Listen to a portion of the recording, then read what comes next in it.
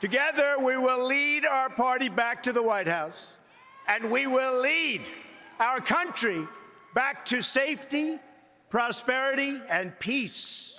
Our convention occurs at a moment of crisis for our nation.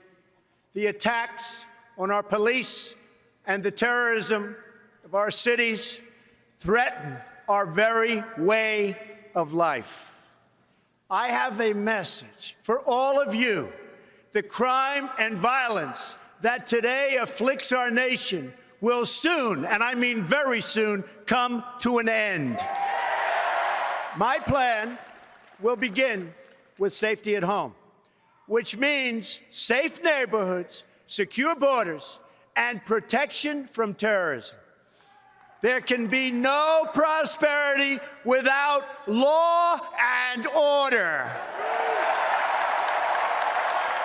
I have visited the laid-off factory workers and the communities crushed by our horrible and unfair trade deals. These are the forgotten men and women of our country, and they are forgotten, but they're not going to be forgotten long. These are people who work hard but no longer have a voice. I am your voice. I have joined the political arena so that the powerful can no longer beat up on people who cannot defend themselves. Nobody knows the system better than me.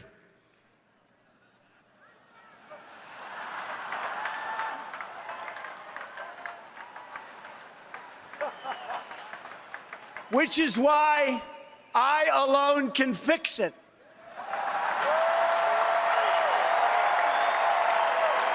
Anyone who endorses violence, hatred, or oppression is not welcome in our country and never, ever will be.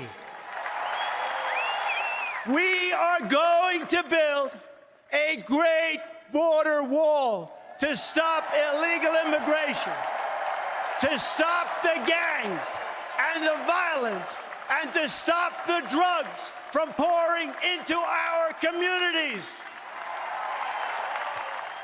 I have made billions of dollars in business-making deals. Now I'm going to make our country rich again.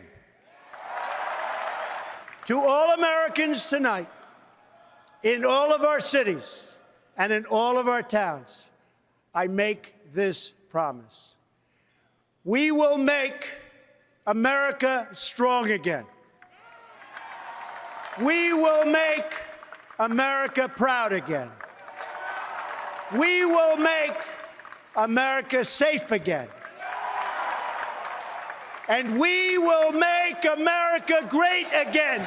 God bless you and good night. I love you. Thank you. Our founders embraced the enduring truth that we are stronger together. We have to decide whether we will all work together so we can all rise together. We have the most dynamic and diverse people in the world. We have the most tolerant and generous young people we've ever had.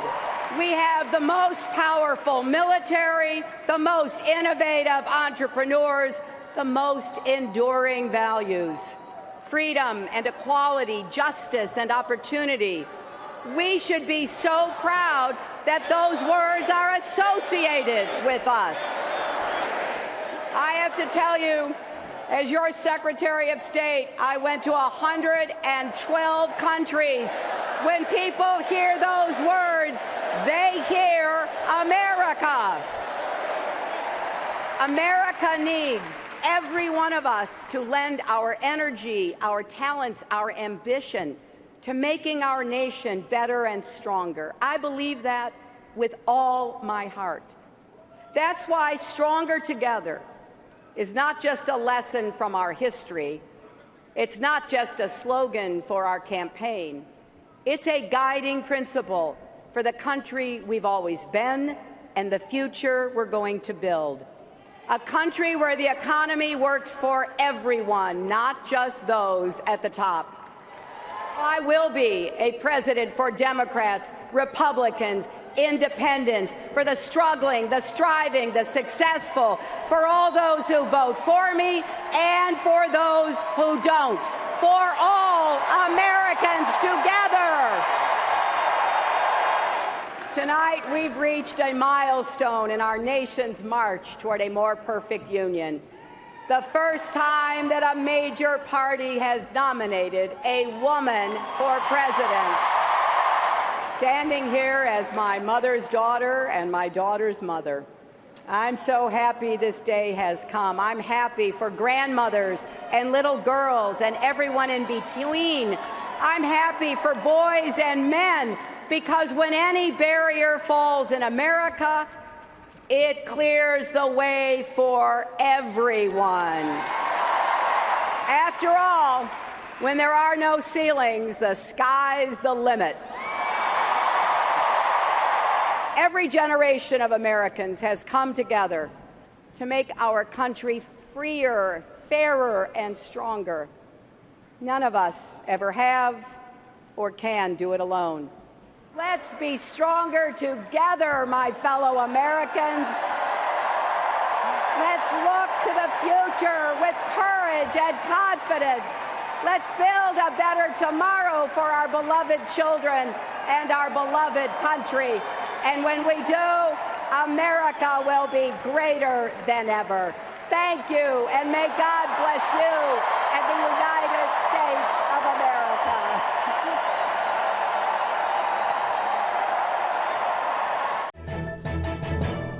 Tonight on the Beaverton, Donald J. Trump has been elected president. Is this America's 9/11? We finally have an answer to the question of whether the U.S. is more racist or sexist. With Trump's victory, Hillary Clinton now makes an important decision: which prison gang to join.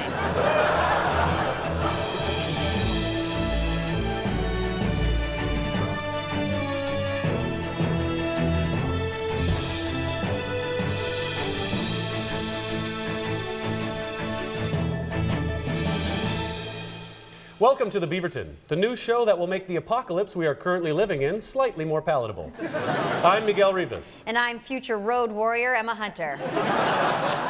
Our top story: sad news as the United States was found dead last night in its North American home. Investigators have ruled the death a suicide, the result of 300 million gunshot wounds to the foot. The nation was only 240. Recently, neighbors became concerned when the nation started arguing with itself, developed type 2 diabetes, and yelled at brown kids to get off its lawn. America leaves behind its children, Puerto Rico, Guam, the Virgin Islands, and its estranged stepchild, Guantanamo Bay. In lieu of flowers, the family asks that you send bombs to the Middle East. In directly related news, the United States made history by electing its first ever sociopath president. Now, parents of kids who show no remorse and draw disturbing pictures can look into their children's cold, soulless eyes and say, "You can be president too." Oh my God, what did you do to all those hamsters? Previously, sociopaths were pushed to the margins of society, forced into asylums, or relegated to the corner offices on Wall Street. Despite a system that was totally rigged against him, the Donald managed to clinch the presidency by uniting a diverse network of Americans, including yellers, screamers, MRA groups, NRA members, MMA fans, MBAs, the KKK, and the American Association of Acronym Enthusiasts. Acronym pending. But questions remain about Trump's ability to lead a divided America. Can he work with his critics? How many Syrian refugees will he deport back to Mexico? Are journalists to be imprisoned or simply shot? His campaign had more references to genitalia than policy details, so it's difficult to say what will happen once the new president moves into the Trump White House and casino. With only 2 months left in his presidency, Barack Obama must now turn to the busy work of Trump-proofing the White House. Obama has already dismantled the drone strike program, gave several $billions in cash to Planned Parenthood, and put foam protectors on the sharp tips of America's nuclear warheads. Additionally, he's placed safety plugs in all of the White House electrical outlets to protect Trump's tiny fingers. A baby gate on the stairs to the Situation Room, and installed safety latches on all female staffers' pussies. Once his presidential duties are complete, Obama intends to leave Washington and move back to his home state, Kenya.